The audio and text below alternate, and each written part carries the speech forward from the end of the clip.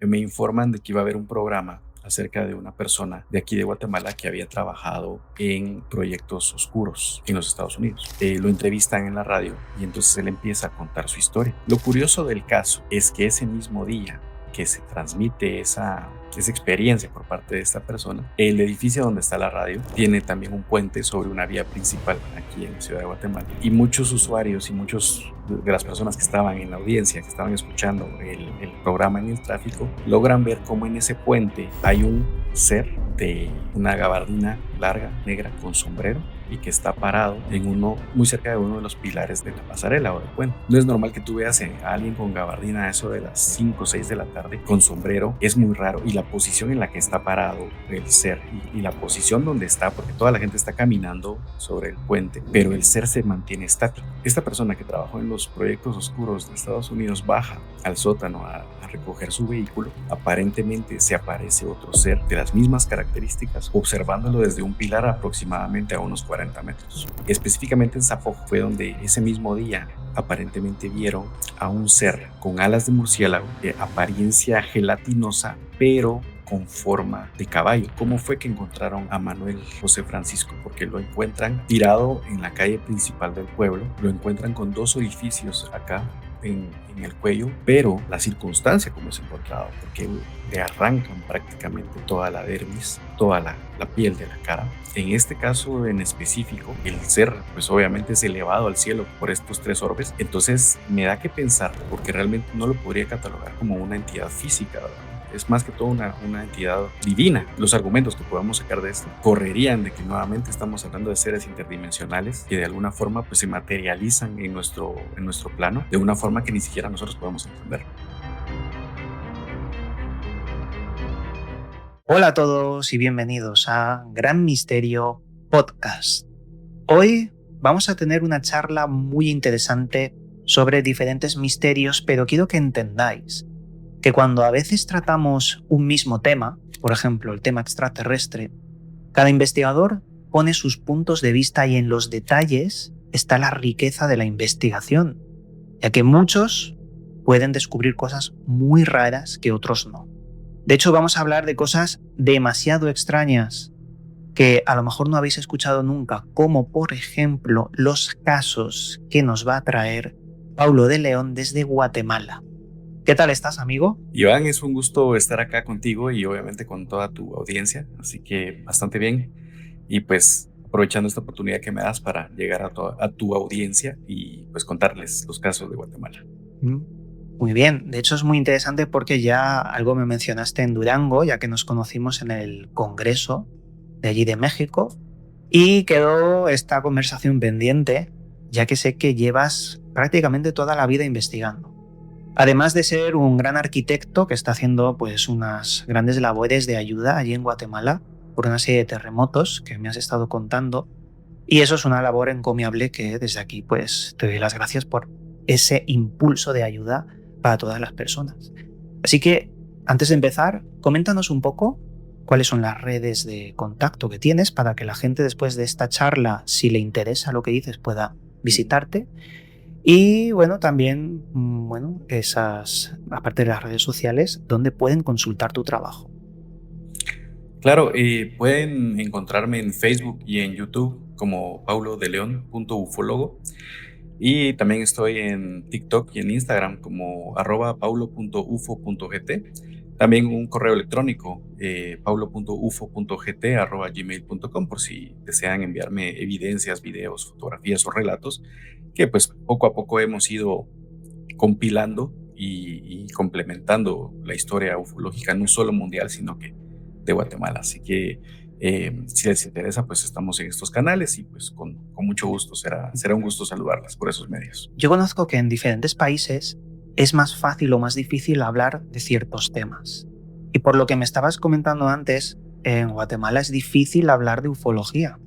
Coméntanos un poco, ¿cuáles son las trabas o los problemas que te has encontrado a lo largo de tanto tiempo como ufólogo a la hora de recopilar casos in situ y hacer entrevistas a personas que han visto cosas raras allí en Guatemala? Iván, a pesar de que somos pues descendientes de una civilización muy interesante como la civilización maya, que teníamos antecedentes muy claros con respecto a la astronomía, el alcance de mapas estelares y la sospecha de una civilización no humana que nos contactó y que nos puso en el mapa aquí en Guatemala específicamente. Al día de hoy es muy difícil hablar de ufología en Guatemala porque la primera noción que tienen las personas acerca de que has tenido alguna experiencia no humana o con entes humanoides que no son humanos o tecnología que se sale del canon humano, pues básicamente la gente hace juicios muy duros acerca de tu salud mental. Entonces muchas de las personas que te cuentan sus historias tienden a primero mantener el anonimato y te dicen, bueno, si vas a contar mi experiencia, por favor no vas a decir mi nombre, no vas a decir dónde vivo, ese tipo de situaciones, ¿verdad? Pero, y muchas veces eso hace pensar que en Guatemala no pasan Claro. ciertos sucesos, pero es todo lo contrario. O sea, aquí, como en todo el mundo, pasan cosas muy interesantes y que si la gente te lo cuenta es porque realmente fue algo o traumático o muy sorprendente. Ujú. Pero tú dirías que quizás hay muchas personas que se guardan el relato, pero ¿por miedo a qué? ¿A que se burlen, a perder los trabajos o porque simplemente hay mucha gente que está desconectada de la era digital y trabajan con el campo y solo quieren... Estoy imaginando. ¿Qué es Ujú. lo que motiva a las personas a guardar el silencio? Primero la burla, el juicio negativo hacia tu salud mental. Em, He oído casos de expulsión de algunos miembros de grupos de la iglesia, Ah, por ejemplo, sí, sí, por estar hablando de cosas que van en contra de lo que profesa hasta cierto punto la religión. Entonces, ese tipo de cosas he escuchado como justificación a mm. mantener el silencio. Yo sé que has traído 7 casos de allí. Y como he iniciado al principio del programa, no son los típicos. Eso lo tiene que saber la gente y se va a dar cuenta, sobre todo con el primer caso que vamos a hablar, porque deja de lado la figura del ser extraterrestre típico, como el Grey Ujú. Alien, ¿no? Sí, Y nos pone un ente de fuego muy raro. Háblanos de sí, este primer caso y ya te digo, con todo lujo de detalles, es una conversación, yo también te aportaré cosas, pero no te dejes detalles, es importante, porque este caso no lo claro, había oído nunca y creo que es muy rico en intentar comprender el fenómeno más allá de la típica casuística. Coméntanos. claro. Pues quisiera iniciar comentándote que Guatemala no es ajena a, a los UFO crash, ¿verdad? A los accidentes OVNI. De hecho, en 1945 se tuvo uno donde aparentemente se recuperan dos cuerpos. Mm. Sin embargo, no es uno de los más sorprendentes, sino que tal vez el más sorprendente es el que sucede en Alta Verapaz, perdón. Alta Verapaz es un departamento de Guatemala, es una región del centro norte de Guatemala y que aproximadamente en el año 57, pues básicamente un joven, un niño casi, el señor Víctor Sierra López de Alta Verapaz, pues tenía 13 años y en ese momento pues estamos hablando de zonas rurales de Guatemala, cuando de repente pues él ve que un objeto, un bólido, pues cae del cielo. Este bólido pues llevaba cierta combustión, cierto fuego, iba dejando humo y pues el objeto se estrella a varios cientos de metros de distancia. Aparentemente pues Víctor era un niño en ese tiempo de 13 años y pues él se dirige al lugar del estrellamiento. Aparentemente dos personas que estaban con él en una finca pues lo acompañan a ver el objeto, ¿verdad? Realmente es sorprendente que cuando ellos llegan ven un orbe estrellado, obviamente, y abierto. O sea, en ese momento no lo podían describir como otra cosa más que algo que había caído del cielo, que se imaginaban que era un meteorito. Lo más interesante del caso es de que obviamente todo el pasto estaba quemado y el objeto estaba abierto y del interior del objeto estaba saliendo una sustancia gelatinosa.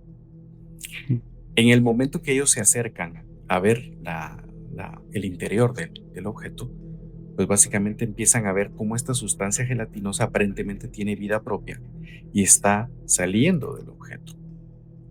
Lo sorprendente del caso es de que pareciera que este ser pues tenía inteligencia propia y que tenía pues un movimiento consciente y que en su momento cuando el ser empieza a egresar del objeto, pues ellos tratan de tocarlo, ¿verdad? Entonces lo natural que haría cualquier ser humano es tomar un palo de madera de una rama, ¿verdad? Y entonces es en ese momento cuando ellos tratan de tocar al ser. Este ser, obviamente, pues hay un tipo de acción, ¿verdad? Que el ser como que se retrae un poco al ser tocado con el palo, pero al mismo tiempo el objeto de madera o el palo pues se enciende en fuego. Entonces es un fluido incendiario. No es el único caso en Guatemala, porque ya hemos hablado de varios casos aquí en Guatemala donde un objeto expele un fluido incendiario, pero en este caso, en 1957, pues se da algo sorprendente. Aparentemente, pues cuando Víctor tiene esta experiencia, pues él deja de vivir en este lugar que es una aldea que se llama Tucurú, ahí en Alta Verapaz, perdón. Y entonces pasan los años, obviamente, con el pasar de los años, él queda muy impactado por, por este avistamiento, por esta experiencia.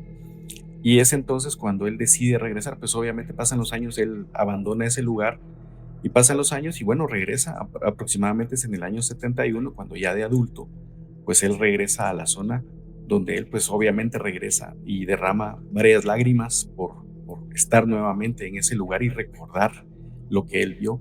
Todo eso sorprendente, ¿verdad? Mm. Y es en ese momento cuando básicamente él ve y llega al lugar donde el pasto no ha crecido en esos 20 años.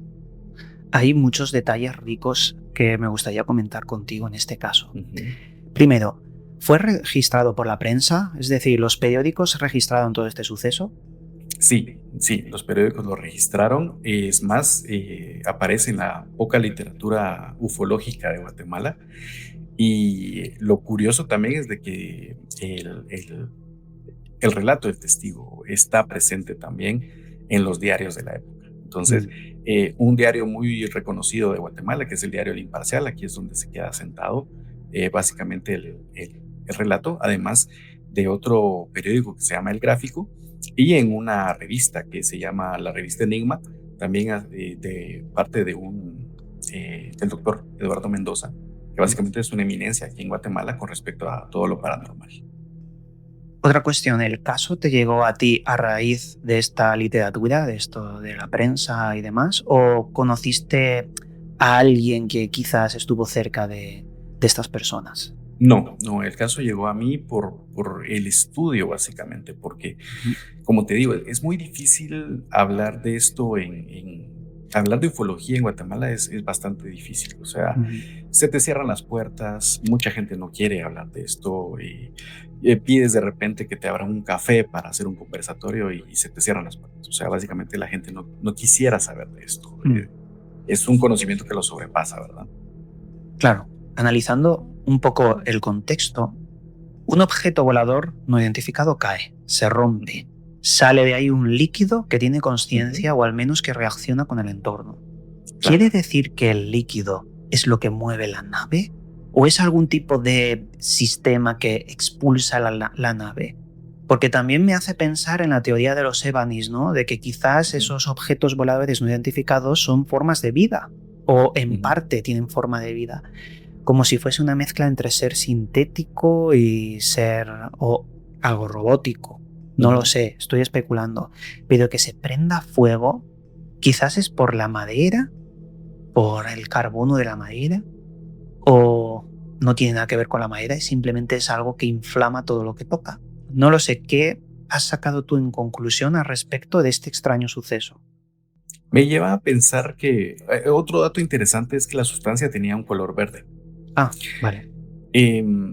Me lleva a hacerme muchas preguntas, porque también aquí es muy famoso un caso de 1620, donde también un fluido incendiario básicamente cae sobre una población e incendia varias casas y un cerro muy famoso aquí en Guatemala. Pero, ¿cómo cae? ¿Cae de una lluvia o cae de un objeto? En esta historia del objeto luminoso, aparentemente cae un fluido incendiario. Vale. En la historia lo que se registra también es de que los pocos pobladores de ese momento empiezan a enfermar en los días subsiguientes al evento. Obviamente pues está el hedor a quemado, pero además de eso mucha gente empezó a caer enferma en los días subsiguientes. Entonces me lleva a pensar de que haciendo un paralelismo de los casos, no solo se deja el pasto quemado y en este caso de Alta Verapaz, no vuelve a crecer en cuestión de 20 años. Pero en el caso de 1620 es específico que había algo en esa sustancia. Yo creo que había algún tipo de químico, algún tipo de ente biológico o incluso puedo pensar que tal vez radioactivo que hizo que enfermara a la población en cuestión de días y que se cree que fue como una epidemia, ¿verdad? Eso es algo también que está registrado. Me recuerda mucho a los casos de los crop circles, círculos de las cosechas, los reales, donde después de 5, 10 años el pasto no crece. Y también todo lo contrario. Hay crop circles donde, después de que pasa un tiempo del dibujo, el pasto crece 10 veces más rápido que todo el alrededor. Y también hay, esto es lo interesante de los círculos de las cosechas, que descarta a los fraudes y todo eso cuando se analizan los tallos doblados, isótopos radioactivos que no deberían estar, por lo que has mencionado, radioactividad, algún agente químico. También no es el único caso de encuentros con lo extraño donde se enferman las personas. Recuerdo el monstruo de Flatwoods, un ente muy raro que sale de los matorrales, en un bosque, que es como una especie de ser metálico con una falda cóncava. Una falda metálica. Exacto. Que afectó a las personas que lo estaban viendo y se pusieron muy, muy enfermas. Ellos describen un olor a azufre. Claro, lo que se me ocurre también es qué pasó después, porque después de que se incendie el palo, ¿qué es lo que vieron? El objeto se fue, estaba roto, o vinieron a llevárselo. ¿Qué es lo que ocurrió al final de la resolución de este caso? Es algo muy misterioso porque sí te comento que de ese caso inicial de 1945 de accidente ovni aquí en Guatemala, desde ese momento, o sea, te estoy hablando una década antes del choque de Alta Verapaz, se tuvo presencia extranjera aquí en Guatemala, específicamente estadounidenses, que aparentemente se llevaron el objeto de 1945. Entonces, no descarto que en este caso haya pasado lo mismo. Y aquí en Guatemala tenemos registrados alrededor de entre 5 o 6 casos de UFO crash. Pero en todos hemos tenido referencias de que han venido personas no guatemaltecas, porque obviamente nos damos cuenta que son rubios y altos, que han venido a traer todo, tanto la tecnología como la biología no humana. Te iba a decir, claro, hay muchos casos antiguos como el del 1600 que has mencionado, que yo siempre pienso que los más antiguos se vuelven religiosos, porque allí no se hablaban en esa época sobre ovnis ni extraterrestres, sino de ángeles y seres divinos. Hay otros casos muy parecidos, como el caso de los ovnis de Nuremberg y de Basilea. Las esferas extrañas salen de una franja en forma de flecha de color negro y empiezan las esferas a batallar y algunas caen al suelo y se derriten y desaparecen, pero después de emitir mucho humo. Esto impactó a la gente del 1500 y pico. Claro, se convierten en divinos. Hay una casuística de apariciones marianas que realmente si rascas descubres que son ovnis o seres más parecidos a lo extraterrestre. ¿Qué piensas al respecto de este punto? Y continuamos con otro caso. Pero ¿qué es lo que piensas? Quiero saber tu opinión al respecto de apariciones marianas y cuanto más antiguo es el caso, más se vuelve religioso. Es curioso que tú lo menciones porque sí, se da en este caso de 1620 porque hay dos cosas muy interesantes. El caso de 1620 está vinculado a una imagen de la Virgen del Carmen que vino desde Ávila. Vaya, y yo sin saberlo, yo no sabía esto. Sí. Es una teoría que tenía y parece que es cierta. Sí, la imagen de la Virgen del Carmen viene desde Ávila desde el convento de Ávila, y es Santa Teresa de Jesús quien deja resguardada la imagen en el convento, y es Juan Cors que viene a Guatemala y pues básicamente le hacen una ermita.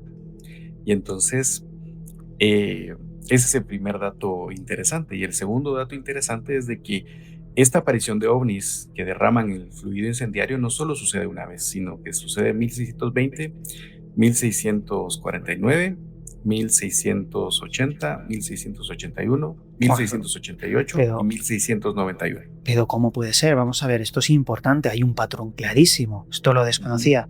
¿Cómo es posible que existan tantos casos de seres viscosos que prenden cosas? Ahora tenemos que indagar un poco al respecto. Cuéntanos más porque no puede ser, o sea, aquí pasa algo raro en Guatemala con este tema. Es un caso bastante interesante, Iván, porque eh, este lugar donde se erige la ermita para colocar la imagen de la Virgen del Carmen, básicamente, pues hasta el día de hoy es un punto icónico de la ciudad de Guatemala, es un cerro, el Cerro del Carmen, así es como se le llama. Yo tengo mis sospechas también, que como en muchos lugares de México, probablemente ese cerro sea un templo prehispánico, y que no se han hecho los estudios debidos acá en Guatemala. Pero teniendo en cuenta que no solo se dio en 1620 y se dio otras 5 veces en el siglo XVII, y parece que todavía en 1716 se repite, pero es en 1691 cuando se da la última aparición de esta luz que derrama ese fluido incendiario y que vuelve a incendiar las rancherías que se encontraban en la ciudad de Guatemala en ese tiempo. Es cuando el arzobispado de Guatemala, quien registra también la historia y los casos, erigen una cruz de Caravaca en el atrio de la iglesia. Y misteriosamente ahí es donde, al realizar un rito de exorcismo, eh, el tipo de fenómenos de esta categoría cesan, ya no pasan, ya no suceden. Entonces es algo extraño también. Qué raro. Pero ¿tú crees que tiene que ver con lo paranormal religioso? Porque si cesa el fenómeno, claro, es lo que hablábamos antes, son las creencias de la gente que piensan que es religioso, pero si cesa el fenómeno, ¿qué teoría tienes? Porque yo puedo pensar que a lo mejor el fenómeno juega con nosotros y el fenómeno Ujú. quiere ver las reacciones humanas y decide, vale, aquí vamos a parar porque esta ha sido la reacción que han tenido, no vamos a continuar. Si los tenemos doblegados a el inconsciente colectivo del fervor religioso. ¿Pero qué piensas? Curiosamente, antes de la aparición de 1620, había un historiador que se llama Domingo de Chiapa, que fue quien registró todo este evento.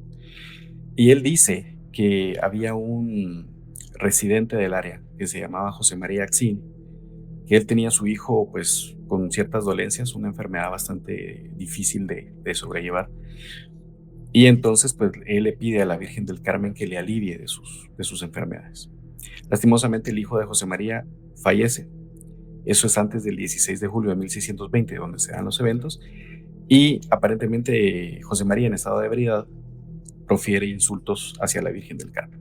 Mm. Todas las personas empezaron a decir que esto se esperaba un castigo de Dios, y que en el momento que sucede la aparición de las luces y obviamente el incendio, pues lo justifican con el actuar de José María. Entonces es una historia que se ha convertido en leyenda, pero que al mismo tiempo está registrado en la historia guatemalteca, ¿verdad? Entonces es bastante interesante porque sí mezclas varias cosas, y hasta el día de hoy, el Cerrito del Carmen, que en algún momento pues los invito a que visiten la ciudad de Guatemala, el Cerrito del Carmen hasta el día de hoy pervive como uno de los sitios más paranormales de la ciudad, porque se han visto eh, personas aparecidas, aquí le decimos aparecidos a personas que ya fallecieron y que de repente los vieron, Ujú. que se han visto espectros, se han visto leyendas de la cultura popular guatemalteca, y que obviamente es mesoamericana, ¿verdad? La Llorona, el Sombrerón, el Cadejo, todas esas historias, ¿verdad? Entonces pervive como un lugar paranormal, y que pues hay una dualidad de este fluido incendiario con este objeto, con el caso de Alta Verapaz. Mm. Como investigador que llevas toda la vida investigando allí en Guatemala, ¿Tú te has encontrado cara a cara con un fenómeno extraño? ¿Has visto algo imposible de tu propia persona? Sí, sí. Em, Cuando yo tenía 21 años tuve una experiencia con una entidad. No, no puedo atribuirle un origen, pero puedo decirte que era un ser sombra. Un ser sombra se aparece en la casa donde yo vivía con mis papás. Actualmente pues yo vivo con mi esposa y con mi hija y vivo muy lejos del lugar donde yo vivía con mis papás, pero en ese momento acabábamos de tener una experiencia muy difícil con mi familia, que uno de mis tíos tuvo un accidente muy fuerte, un accidente vehicular muy fuerte, y en esos días es donde algo sucedió. Estábamos en mi casa con mi hermano y pues básicamente iba yo cruzando uno de los pasillos de la casa cuando de repente en una habitación yo logro ver a un ser de complexión fornida, embebido en color negro, como con una capucha. Y, y esa imagen me aterró, ¿verdad? Durante los, ¿qué te digo? 40 años que yo tengo de estudiar el fenómeno, eso me obligó a dejar de hablar del tema por alrededor de 10 años. Porque incluso pues yo hice juicios acerca de mi salud mental con eso, ¿verdad? O sea, fue tan dramático y tan oscuro el capítulo, que eso pues me trajo pesadillas, me trajo el tratar de dormir acompañado, ¿verdad?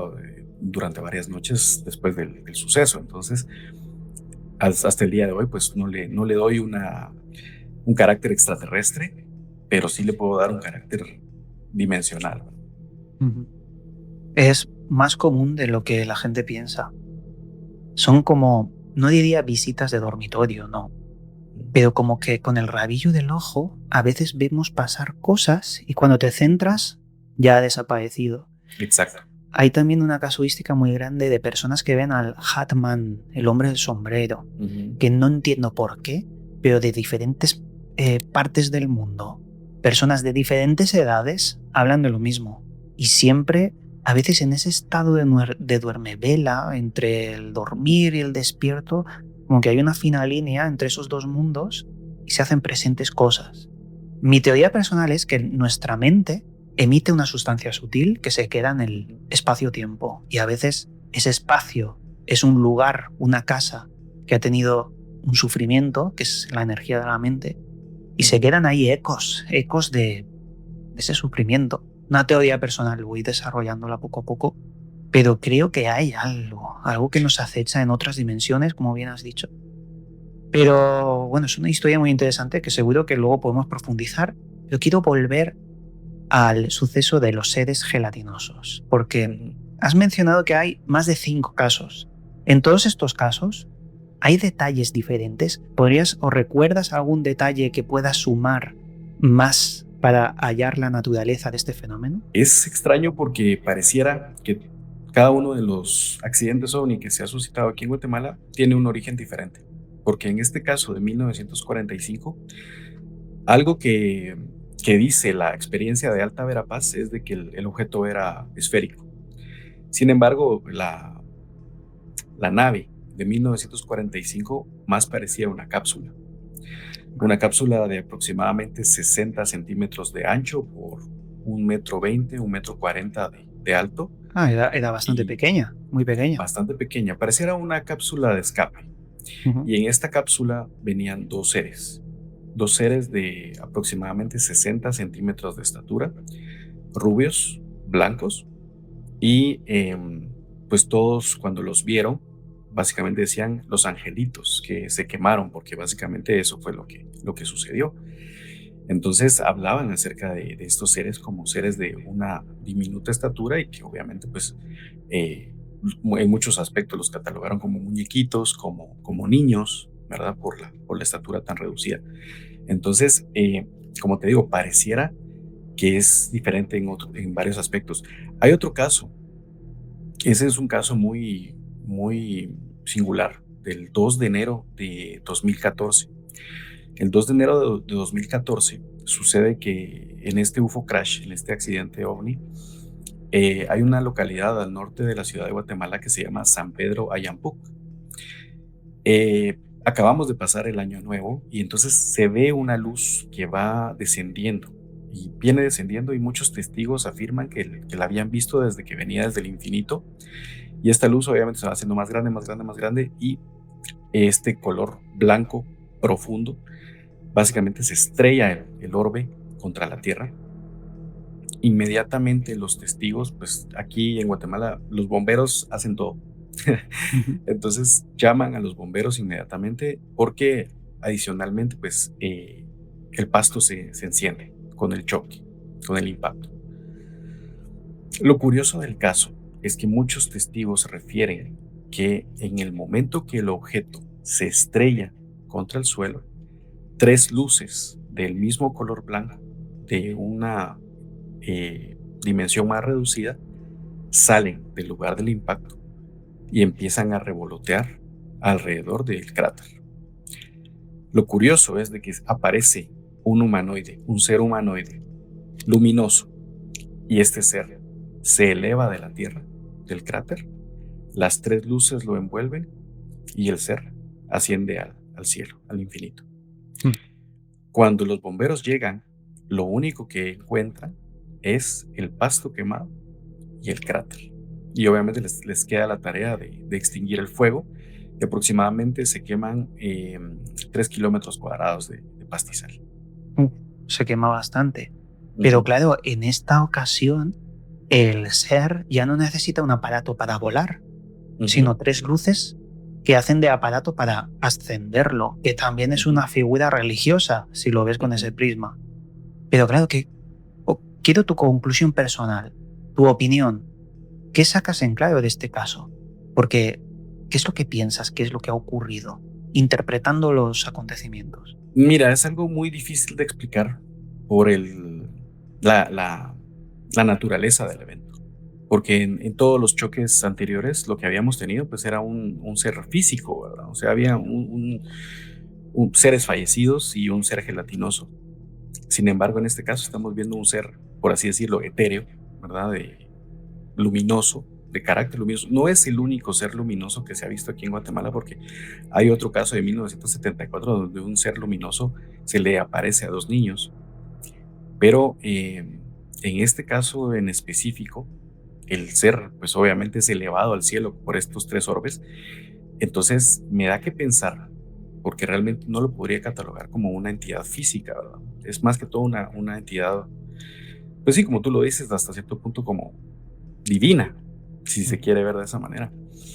Pero es muy difícil concluir en algo porque pues todas las digámoslo así, los argumentos que podamos sacar de esto correrían de que nuevamente estamos hablando de seres interdimensionales que de alguna forma pues se materializan en nuestro plano de una forma que ni siquiera nosotros podemos entender. Yo leí un libro que se llama El fin de la muerte, escrito por Cixin Liu, que es famoso por la trilogía de El problema de los tres cuerpos. Y en un momento del libro hay una nave espacial con tripulantes humanos militares, ¿vale? Están volando por la nube de Oort. Y entonces descubren que hay dentro de la nave unas burbujas que han aparecido de la nada. Se les ocurre meterse dentro de las burbujas y lo que observan es la nave, pero desde una cuarta dimensión. Y como lo describe el autor es muy interesante porque dice que desde una dirección que no existe, si tú hacías fuerza hacia esa dirección, observabas la carne, la sangre fluir de los personajes de la nave. Observabas también cómo ese eje imaginario que no podemos delimitar con nuestro cerebro, pero sí en esta visión, observabas que tú te podías mover por el tiempo observando y metiéndote hasta en las moléculas más pequeñas de la sangre de las personas. Es decir, imagínate que viven seres en otras dimensiones y que por el hecho de estar en otras dimensiones tienen ese otro eje, ya no es Z, X, Y, que son las tres dimensiones, habría otro que podrían desplazarse sin las limitaciones del espacio de tres dimensiones. Podrían estar en cualquier punto del sistema solar o del propio universo. No es tan descabellado. Porque esto es algo que no podemos imaginar, pero en matemáticas sí que funcionaría en un espacio tetradimensional. Imagínate en 5 dimensiones o en más. Nos hace pensar que todo es posible, pero que no podríamos observarlos. Solo su sombra o su halo o su luz, Ujú. como en este caso, un ser que asciende, se vuelve inmaterial. Pero es lo que a mí me rompe los esquemas. ¿Por qué en algunos casos son materiales y en otros casos son inmateriales? Quizás el típico Grey Alien es un robot y Ujú. el verdadero extraterrestre o ultraterrestre es algo metafísico sin forma que necesitan los robots para hacer cosas en nuestro plano. ¿Qué Claro. opinas? Yo soy muy amigo de esa hipótesis, porque muy probablemente esa inteligencia no humana necesita materializarse acá de otra forma. Y no solo de una forma gris, ¿verdad? O con forma de seres grises. O sea, se materializa con seres que podríamos decir de energía, como este ser en particular también. Entonces, yo sí estoy muy de acuerdo con esa hipótesis, porque para mí esa es la forma en que entidades superiores están trabajando y se están materializando en este plano. Entonces, no me suena tampoco, como tú lo dices, descabellado. Ujú. Más allá de este suceso, cuéntanos otro más. Porque como hay varios que están relacionados y siempre con el fuego, además el fuego podría ser algún tipo de combustible con conciencia, porque en el primer caso se metía ese goo, esa gelatina dentro, Ujú. un combustible de la propia nave o aparato. Pero cuéntanos algo más, porque hay muchos detalles en otros casos parecidos. Hay dos casos que te quiero mencionar específicamente porque, hablando de los grises, hay un relato acerca de...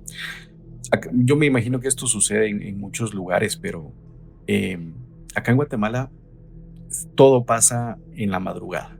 Todo pasa en la madrugada y es muy, muy inusual. Incluso durante el confinamiento, muchos se dedicaron a esas aplicaciones de pilotaje de vehículos, ¿verdad? Para transportar personas.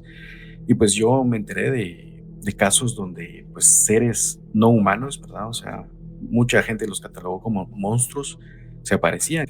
Pero hay un caso que me llegó hace muy poco de dos operadores de una empresa aquí en Guatemala que pues cada dos personas iban conduciendo dos vehículos diferentes, pero llevaban la misma ruta.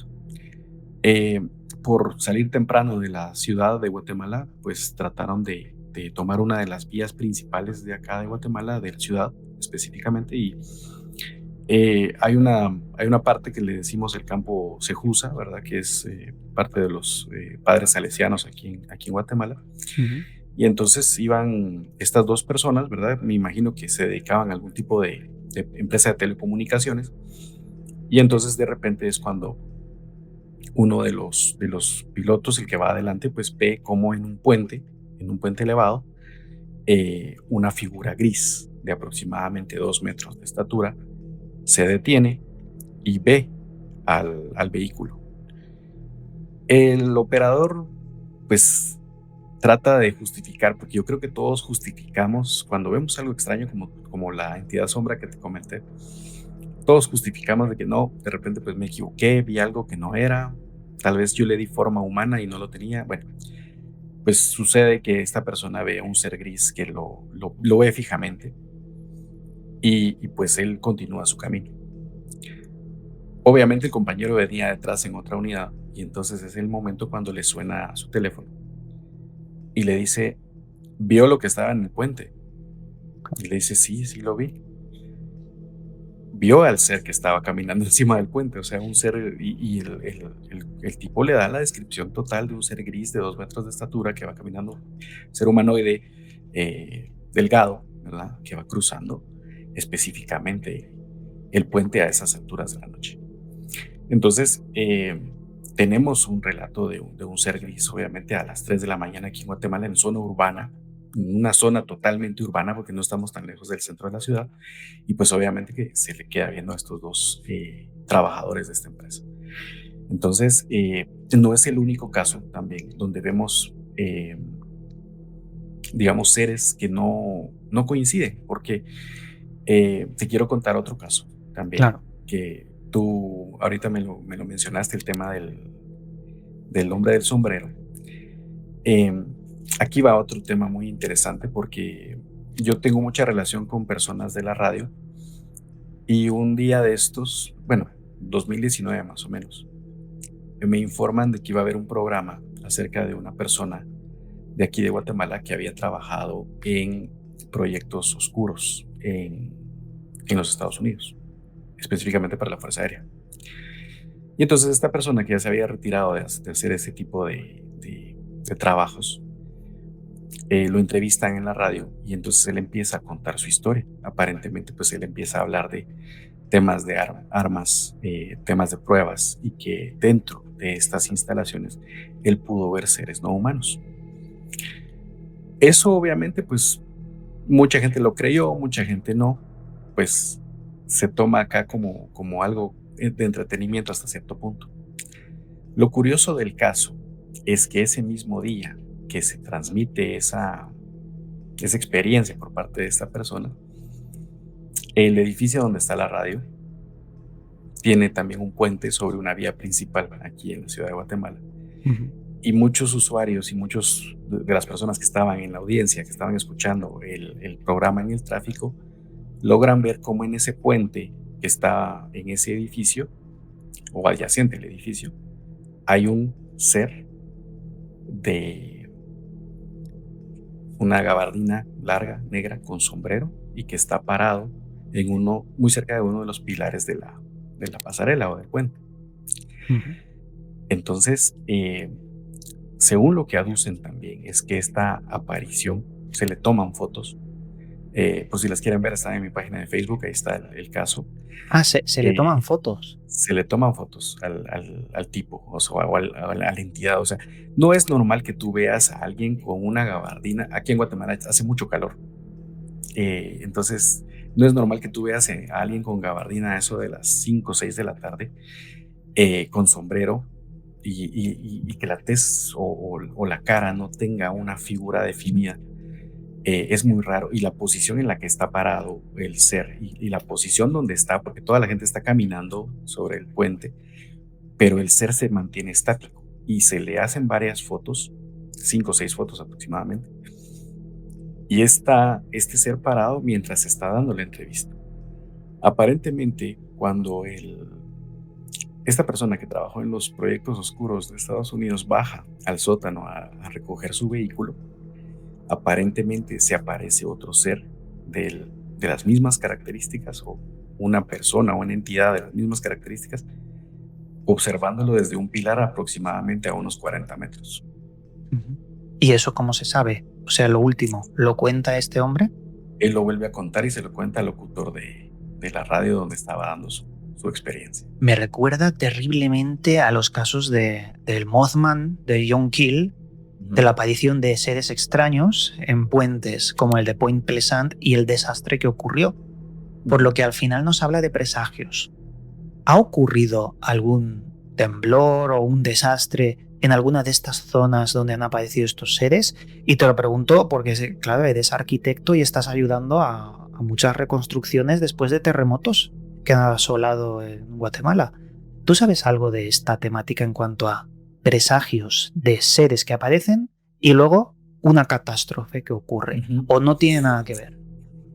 En nuestro medio ha sido muy poco la aparición de seres que nos hacen un presagio, pero sí hemos tenido la aparición de luces, bolas de fuego. Eso es, antes de que suceda algo, alguien habla de bolas de fuego. Acá el evento más fuerte que hemos tenido en los últimos años, y por últimos años te digo, los últimos 50 años, fue el terremoto de 1976. En el terremoto de 1976, la mayoría de edificaciones aquí en Guatemala todavía se mantenían de construcción de adobe. El adobe, que es una mezcla de pasto seco con cierto tipo de lodo, y eso se hace bloques, y esos bloques pues los vas pegando con argamasa, ¿verdad? Que es una mezcla de polvo de piedra caliza. Entonces, es una construcción muy, muy débil en cuanto al movimiento sísmico. Entonces, cuando se suscita el terremoto, pues obviamente hay muchas víctimas, ¿verdad? Aproximadamente 28,000 víctimas en cuestión de lo que fue el terremoto, y a los 3 días hubo una réplica, aproximadamente creo que superó los 6 grados. Mm. Pero el terremoto fue miércoles 4 de febrero a las 3 de la mañana. Pero el domingo anterior en la costa se vieron luces sobre el mar. Se vieron bolas de fuego sobre el mar.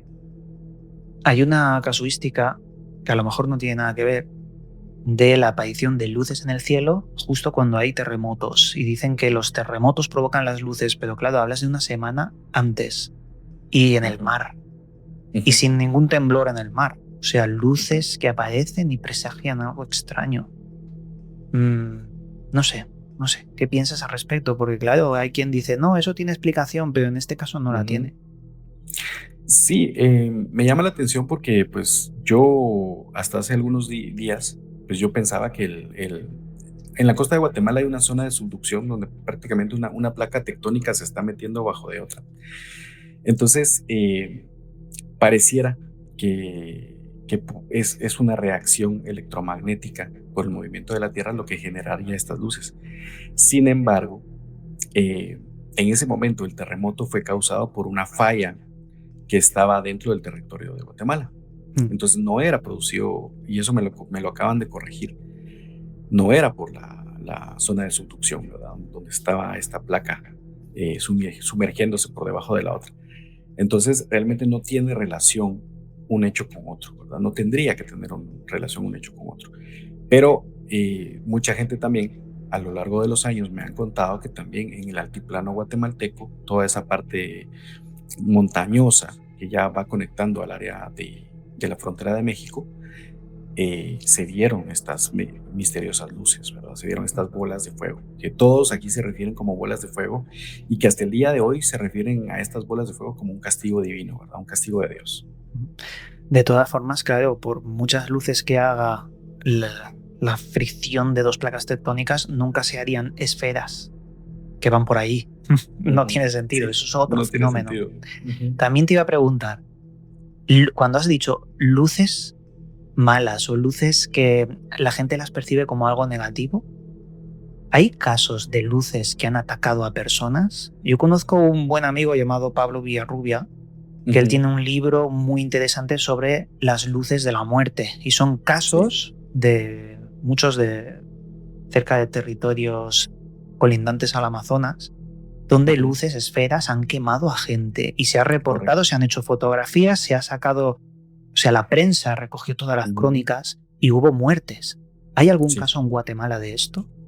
Y qué bueno que mencionas a Pablo Villarrubia, porque realmente hay un caso que Pablo menciona en ese libro de acá de Guatemala. Es el caso de Manuel José Francisco. Manuel José Francisco bueno, era un zapatero. Eso fue el 24 de junio del 99. Mm. Eh, Básicamente, aunque no fue una luz lo que, lo que aparentemente atacó a Manuel, porque muchas personas en este lugar, el lugar se llama San Antonio Suchitepeques, eso está también es un departamento en la costa de Guatemala, pero en San Antonio Suchitepeques a la par hay una aldea que se llama San Francisco Zapotitlán, es otro municipio, perdón, pero hay una aldea que se llama Zapojo. Específicamente en Zapojo fue donde ese mismo día aparentemente vieron eh, a un ser con alas de murciélago, apariencia gelatinosa, pero con forma de caballo, o sea, Qué extraño, qué ajá, forma más rara. extraño. Ajá, una forma de caballo con alas. Me recuerda al monstruo de Jersey, ¿verdad? Y mucha Ah, gente sí, habla del sí, sí. monstruo de Jersey, algo así. Esa es la imagen que yo tuve cuando leí este caso. Pero también me lleva a pensar cómo fue que encontraron a Manuel José Francisco, porque lo encuentran tirado en la calle principal del pueblo. Lo encuentran con dos orificios acá en el cuello del tamaño de una bala de calibre 22, pero la circunstancia como es encontrado, porque le arrancan prácticamente toda la dermis, toda la piel de la cara, y está muerto con la mirada perdida. Incluso las fotografías de esa época pues todavía están ahí, perviven en la hemeroteca, en un diario que se llama La Extra, un diario amarillista aquí de Guatemala que existía. Y entonces, aparentemente, pues un juez de turno va a levantar el cuerpo, ¿verdad? Y un señor de nombre Marco Tulio Loarca y un bombero, como te decía, aquí los bomberos están 24/7 encargándose de todo, que se llamaba Héctor Sosa. Aparentemente ellos fueron los que levantaron el cuerpo fallecido y que pues aparentemente a este ser de apariencia de caballo con alas de murciélago le atribuyen la muerte, y al mismo tiempo me lleva a pensar que sería uno de los pocos casos aquí en Guatemala de los pelacaras, ¿verdad? Lo que está sucediendo allá en la zona amazónica. Eh, pero a diferencia de los casos de Brasil que tú mencionaste, como los chupa chupa o lo que pasó en Colares, aquí no fue una luz, aquí fue un ser aparentemente. Y he escuchado durante los últimos años, aproximadamente desde 2016, yo tengo como unos 22 casos que he registrado acerca de diferentes ataques, pero solo a animales. El caso de Marco Tulio es el único caso que yo he visto que es hacia seres humanos. Claro, el caso realmente de trasfondo es el de mutilaciones de ganado, cuando extrañamente también ocurre en algunas personas, hay mutilaciones de personas por estos hechos extraños. Pero es una temática muy complicada porque lo extraño o lo no coherente, como en este caso un ser que parece un caballo con alas de murciélago, claro, nos despista. Lo único que tenemos es precisión quirúrgica a la hora de extraer algunos órganos o parte de la dermis de, en este caso, la cara.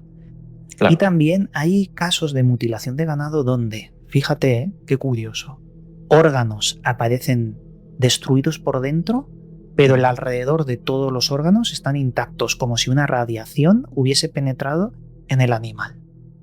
Claro, de aquí surgen las ideas del chupacabras, por ejemplo, que tiene muchas vertientes. Algunos lo describen como reptiliano y más parecido a un grey alien, con espinas, y otros más a una especie de perro o coyote. Pero al fin de cuentas, uno de los primeros casos que existieron fue el vampiro de Moca, en Puerto Rico. En Puerto Rico. Ese es uno de los primeros casos que inician las leyendas del chupacabras. Y ahí fue atacado una persona. Una persona. Te pregunto, ¿esta persona que tú has mencionado con 2 orificios aquí, le habían sustraído la sangre? ¿Se sabe? Eso nunca lo pude cotejar. He estado tratando de ubicar a la persona que investigó el caso. Tengo entendido que es un ufólogo de nombre Jaime Castellanos aquí en Guatemala, pero no lo puedo ubicar. Acá pasa recurrentemente que las personas que se han dedicado al estudio de repente dejan de hablar del tema.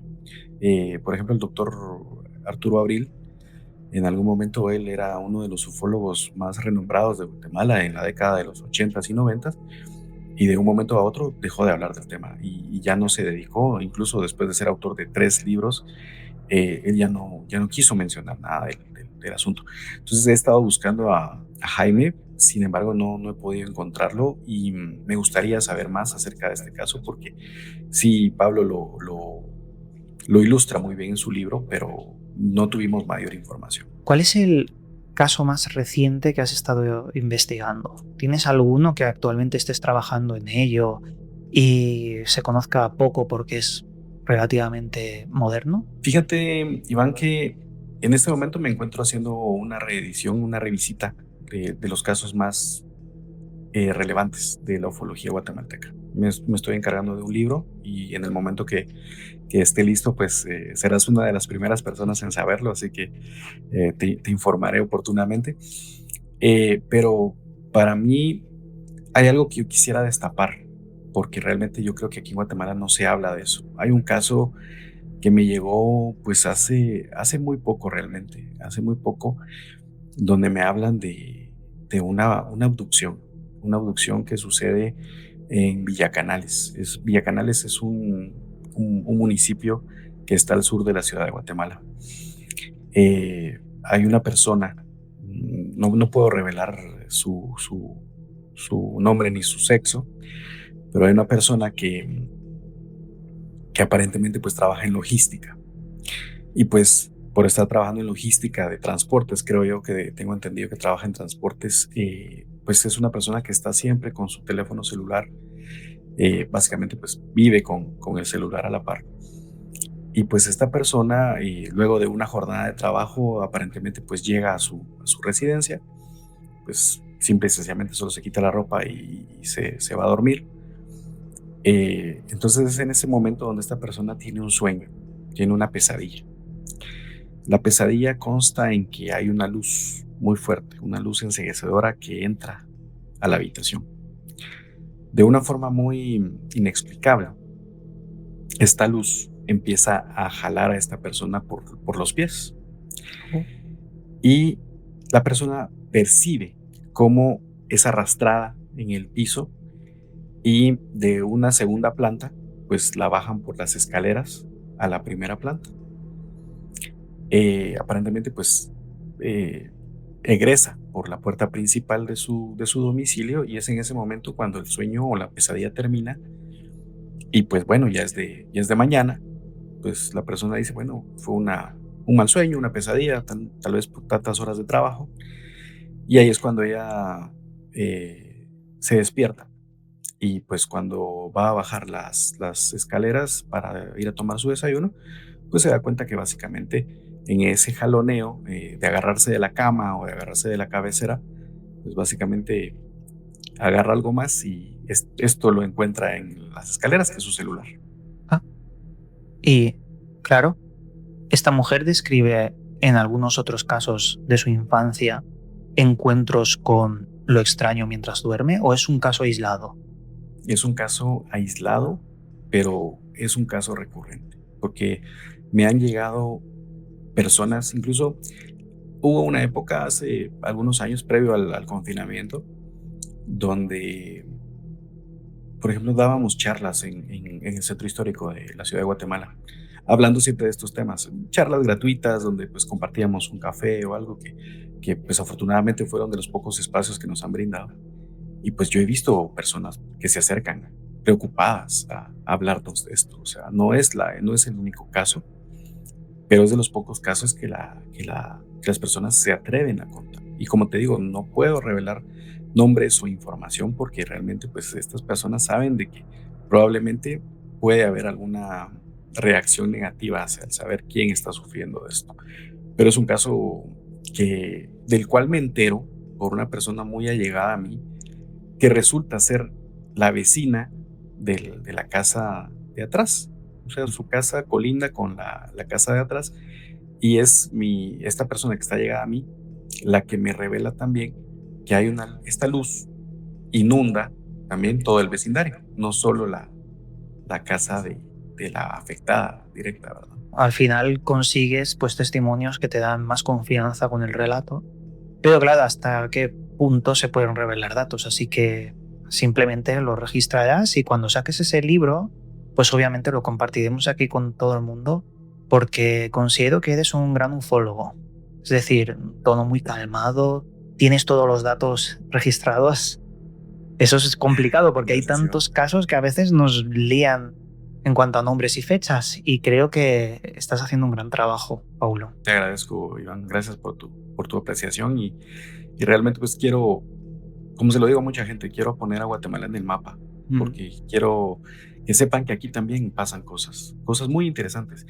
Y me he concentrado mucho de mi trabajo se ha concentrado en el estudio de la historia, porque creo que la historia al final de cuentas nos va a resolver muchas cuestionantes que se están dando ahorita y que se van a dar en el futuro, ¿verdad? Entonces creo que ahí radica el trabajo del estudio de la historia ufológica, y no solo a nivel global, sino que también a nivel territorial, ¿verdad? Aquí en Guatemala. Claro, pues podemos hacer una cosa. La gente que nos escriba comentarios en este vídeo para hacer una segunda parte donde hablemos más de la historia, la arqueología también de Guatemala y de otros puntos, pero más centrada en Guatemala.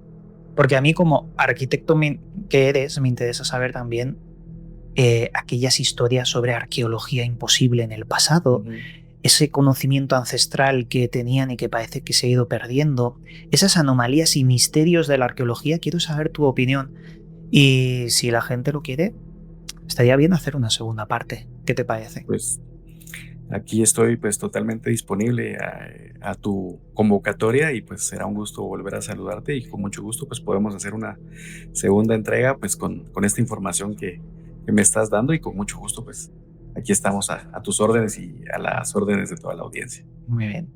Pues Paulo, ha sido un placer hablar contigo de estos casos que, bueno, ya te digo que han sido muy interesantes porque son raros y yo busco lo raro. Y ha sido todo un honor compartir este espacio contigo. Antes de acabar, Muy ¿quieres darnos un mensaje final? Y también aprovecho para que nos des nuevamente tus redes de contacto. El agradecimiento a ti, Iván, como te lo comenté, pues una admiración total a tu trabajo, a tu bagaje, a toda tu experiencia que has ido adquiriendo con estos años. La verdad que conocerte pues fue uno de las grandes cosas que tuvimos en Durango, ¿verdad? Porque eres una persona que admiro por todo tu trabajo y toda esa experiencia que has tenido. Y pues aquí venimos a aportar y pues realmente ese es el agradecimiento que te tengo hoy para abrirme las puertas de tus canales y pues que estoy para servirte. Y pues está también Facebook y YouTube como paulodeleon.ufólogo. Estoy en Instagram y en TikTok como @paulo.ufo.gt y les dejo mi correo electrónico paulo.ufo.gt@gmail.com para quien quiera comunicarse y contar sus relatos y pues alguna evidencia, ¿verdad? Algún video, alguna foto. Muy bien, pues te agradezco esas palabras y bueno, yo creo que haremos una segunda parte porque he disfrutado mucho y seguiremos en contacto haciendo pues algunos trabajos en conjunto. Así que dicho esto, amigos, aquí acabamos hoy. Como siempre, desde aquí os mandamos un cálido abrazo y nos veremos próximamente.